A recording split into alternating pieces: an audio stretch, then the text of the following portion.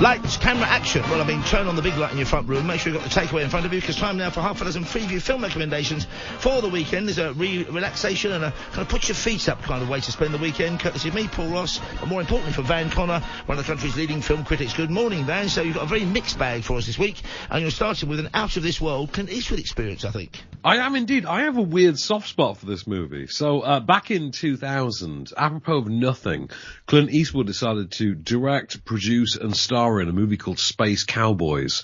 The whole central premise of which, it's just kind of like the Expendables before its time. It was just taking, like, 4 older white, American actors and having them be retired astronauts from the 50s and 60s who have to go into space when, there's a disaster that only those schooled in older technology would know how to deal with. And of the 4, you've got Clint Eastwood in charge, obviously. You've got Tommy Lee Jones, who seems weirdly younger than the rest, I have to say. Like, poor Tommy Lee. Downside of looking older beyond your years, I think. But he's the hot-headed number 2. You've then got Donald Sutherland. You've got Donald Sutherland, and I think it's James Garner. Yeah. And as the former rival who's now in charge of NASA, you have James Cromwell as well. And even a little role in there for William Devane. So those Rolling Thunder fans among us, can you rejoice for a second? Because Tommy Lee Jones, William Devane, same movie again. It's a Rolling Thunder reunion, baby. It's a good time. It has a lot of fun at the expense of, it's like a 12A rated kind of, easygoing comedy that has some fun at the elder expense of its leads. You can see this ITV4 tonight at 7:25. It's very much aimed at its at its characters as a demographic. I've got a clip for you. This is Tommy Lee Jones trying to work his way through the tests of a modern NASA astronaut. It's a good film, directed and starring and produced by Clint Eastwood. Here we go. You all right? I'm just not too crazy about needles, is all. Ah, well, it's pretty common. Make a fist and pump it a couple times. That's good. You don't remember me, do you? What? No, my father was flight surgeon at Beale Air Force Base for 21 years. Oh, yeah. Dr. Martin, the goat. The goat, yeah. That was my dad. I met you when I was about 12 years old, but that was quite a while ago. I doubt you remember. Oh, wait a minute now. Pigtails, a lot of freckles, and knobby little old knees. Was that you? Yeah. How's old goat? He passed away 9 years ago. You don't tell everybody seems to be dead lately. I hear that. Not the jolliest of conversations there, but a very funny, as you say, very laid-back film. That's the slow, laid-back film, that one is. Now, I've gone for a pre-Halloween Hellraiser film, because it's called Hellraiser, released in 1987, based on the Clive Barker book, I think. And this was banned in Ontario for a while by the Ontario Film Review Board. I've got the reason in front of me. They said it was brutal, graphic violence, with bloodletting throughout, horror, degradation and torture, which means everyone's got to watch it, haven't they, tonight? 5 minutes to 11 on Horror Extra. We're going to get a lot of this. This did happen at the height of the tail end of that kind of hysteria over so-called video nasties, and this is a much more, it's an incredibly violent film, a very disturbing film about these people coming from another dimension, the Cenobites, spawned a few sequels, but there's a weird, curious, without being too precise, almost dark poetry to this film, which I find I'm drawn to. I watch it every couple of years, actually, and while there's some still look-away moments in it, it's a great horror film, this, I think. I think so. I think the legendary status comes based upon, being based on the work of Clive Barker, and that poetry, I think, comes from that literary edge that it has.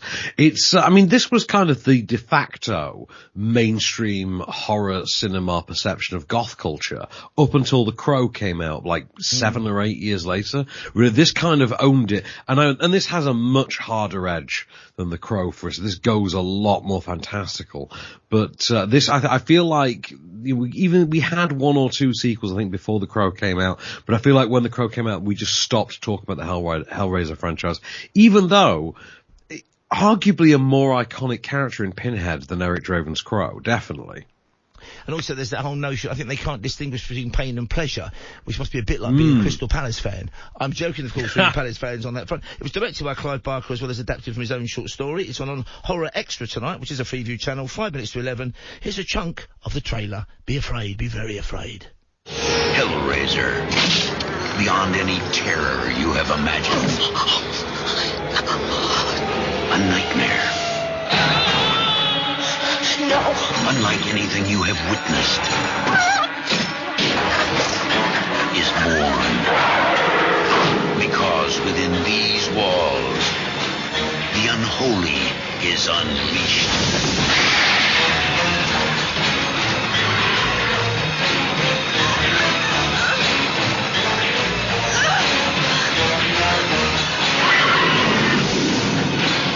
Hellraiser, a film by Clive Barker. We'll tear your soul apart. Spoiler alert, and they do, and it's not often we're interrupted on this spot, but my top producer and co-presenter, Britain's fastest rising young comedian, Alex is joining us once again. Alex Irons, because you've got a Hellraiser South London bus stop fact, is that right? Yes, so there's a bus. Oh yes, there's a bus stop in South London which I think for 9 years had a VHS copy of Hellraiser on the roof of it. At one point had 3 copies of the VHS of Hellraiser on it until maybe the council or someone had cleaned the bus station up or bus stop up. Blockbuster said that's what it is. They want it back in exactly. Not Blockbuster doesn't exist anymore. For a little while, I think it's for a couple of weeks, there was no VHS copy of Hellraiser on the roof until recently, when another one was spotted about 3 weeks later. There we have it. Perhaps the Cenobites are living amongst us. Let's go for your second recommendation, Ben. What's your Saturday recommendation? So Saturday night, 9 o'clock. 5-star. I think if you look up action comedy, like action-comedy in the dictionary, this is one of the first examples you'll ever get given of the ultimate action comedy, the perfect blending of two genres. And it's 1984's Beverly Hills Cop, starring Eddie Murphy. This was Eddie Murphy's big breakout role. He'd had other roles before this, he'd done Coming to America and things like that. And people knew him as a star on TV for Saturday Night Live. But Beverly Hills Cop is when he rocks onto the world stage. Like, to put this in comparison, like, you wouldn't make a movie like this today. The equivalent would be like Anthony Mackie starring in a movie that made as much as like Avatar. If we're adjusting for cultural inflation, it would be absolutely nuts. And yet, he is the sort of rough around the edges Detroit cop in 1984 who goes all the way to posh erudite Beverly Hills to solve his visiting friend's murder. And this became one of the highest grossing movies of the year. It's followed on 5-star by its own sequel. The first movie is directed by Martin Brass. The second one is Tony Scott. So the second one is even cooler. Perfect action comedy vehicle. This is Eddie Murphy on peak form. This was not his final form, sadly, because he would go on to water his formula down terrifyingly so. But this was peak Eddie Murphy. This was when he was good at what he was good at. So I've got a clip for you. Beverly Hills Cop, 5-star, 9 o'clock on Saturday night, when he meets Bogomil and the staff of the Beverly Hills Police Department for the first time. Paul, you must have so many memories of this, I'm sure. Well, I saw this at the cinema when it was released. I must have watched it with my son James. He was probably way too young for all the foul language in it, but it's one of the funniest films of all time. You're right about the action.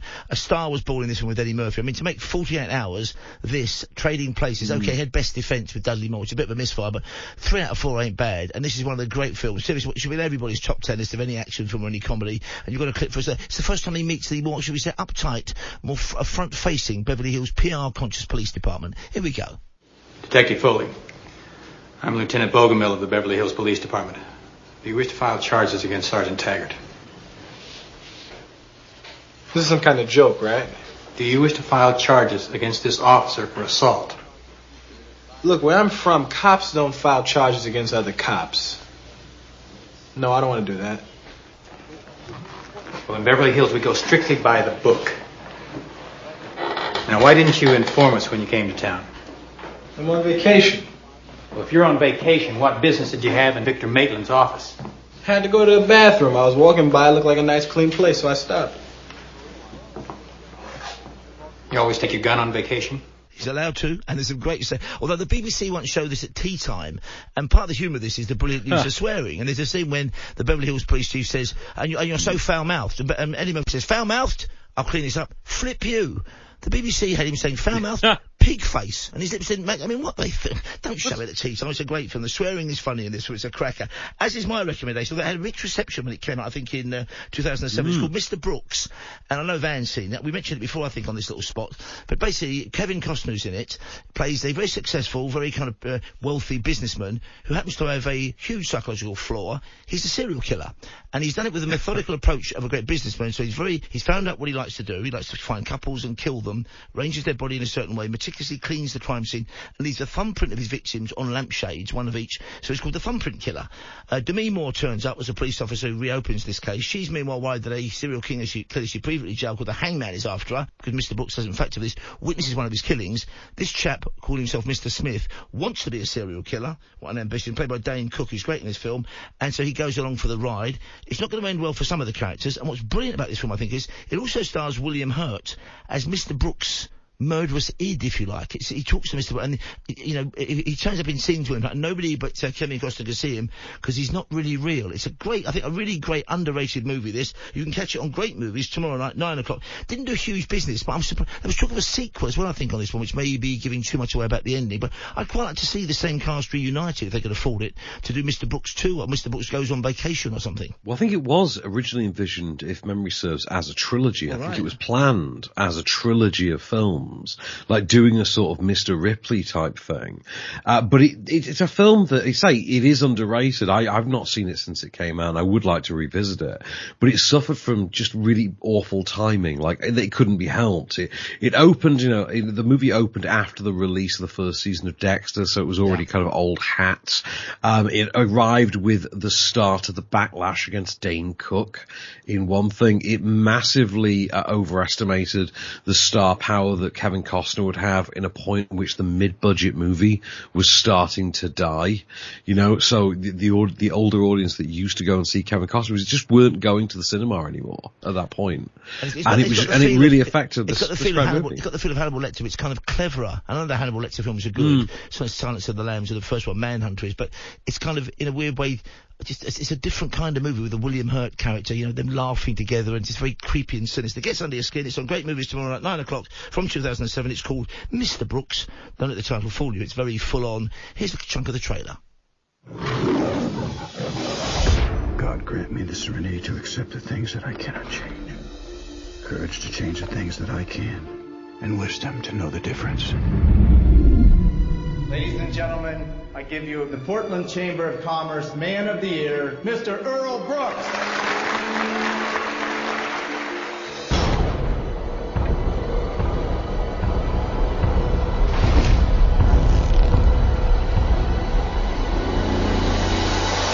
Hello.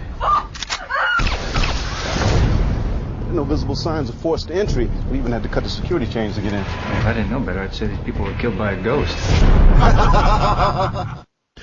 Good film. That is a very disturbing film as well. My final recommendation is on a Sunday afternoon. I've recommended it before.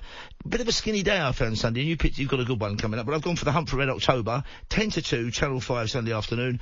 I think we all know some of the lines of dialogue. Tonight we sail into history. And basically Sean Connery, giving his best Scottish accent as a Russian naval commander, has decided, or has he, that he wants to launch an attack, or does he, on the United States of America with his all-purpose stealth submarine. So the the Soviets inform the Americans this is happening. One member of their analyst board, of course played by a very young Alec Baldwin, decides this may not be what's going on and gets himself somehow aboard the submarine. Tim Curry's in it as a very loyal, hysterical KGB officer. Great tension in this film. I do love a submarine movie, and this is one of my favourites. It's on 10 to 2, Sunday afternoon. I think we all know the score. It's like an old friend, this is. Go Under the Waves with Sean Connery and co. 10 to 2, Sunday afternoon, and Hunt for Red October. The most brilliant commander in the Soviet Navy. Ramey has trained most of their officer corps. He's nearly a legend in the submarine community. The most deadly submarine ever built. This thing could park a couple of 100 warheads off Washington. Nobody'd know a thing about it until it was all over. And once more, we play our dangerous game with our old adversaries, the American Navy. His plan is a mystery. A man with your responsibilities reading about the end of the world. Apparently he has suffered a kind of nervous breakdown in which he announced his intention to fire his missiles on the United States. He wants us to help you hunt him down, kill him. Open the outer doors, firing point procedures. We sail into history. I'm going to blow him right to Mars. Ramius might be trying to defect. You're just an analyst. What can you possibly know what goes on in his mind? I'll give you 3 days to prove your theory correct. I am not field personnel. I am only an analyst. You're perfect. I'm expendable. He's defecting.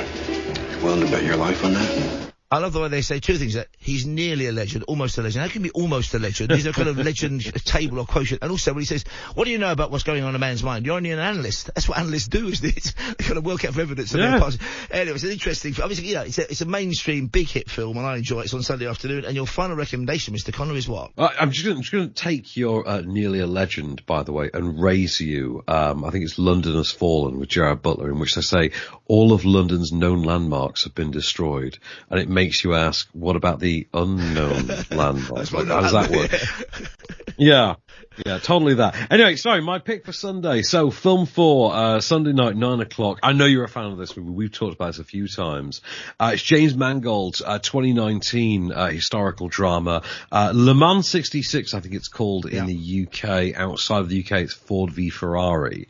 And this stars Matt Damon and Christian Bale, respectively, as designer Carroll Shelby and driver/engineer and mechanic Ken Miles, who are tasked with creating the car that will win the 1966 Le Mans Championship and best the then reigning supreme Ferrari. And they are brought into this mix by, I think you've got Tracy Letts as Henry Ford and the brilliant John Bernthal as Lee Iacocca in this drama. I say, this is an absolute bang.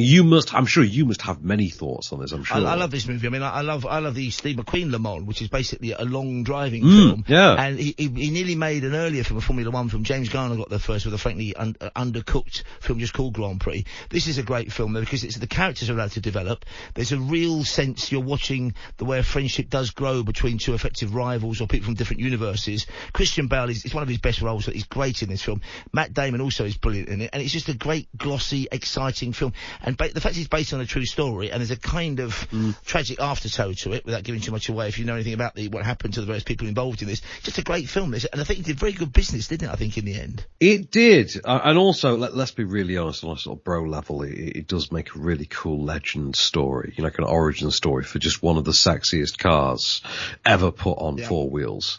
So I've got a clip for you. This is Christian Bale's Ken Miles describing the feeling of, driving the perfect lap to his wife and son. So you can see this Sunday night, 9 o'clock on Film 4. I give you Le Mans 66. The West Ham won the World Cup. Here we go. Look out there. Out there is the perfect lap. No mistakes. Every gear change, every corner. Perfect. You see it? I think so. Most people can't. Most people don't even know it's out there, but it is. It's there. Now, that ought to be corny, but it works brilliantly in this. It's got a kind of zen quality in the way that I mentioned the Le Mans film, which pops up every now and again. I saw that on the big screen when it first came out, which is really the place to see it. And if you're not into, I'm not a big petrol head, but I just love that film. And there's a line in that Steve McQueen said, which I think he may have written, which is, life is racing. Everything else is just waiting, which is such a great line, isn't it? And we're waiting for your podcast, of course, to drop with your mate Adam Butler, and it's called Off Screen. And what's on it this week, Van? So this week, this week we've got a new Exorcist movie in cinemas, so we get to talk about that. There's a really fun, mid-90s throwback movie called The Burial opening on Amazon Prime today. We get to talk about that as well. It's just fun to be back. It's fun to be in the swing of it. So you can hear Off Screen on podcast platforms from 8 a.m.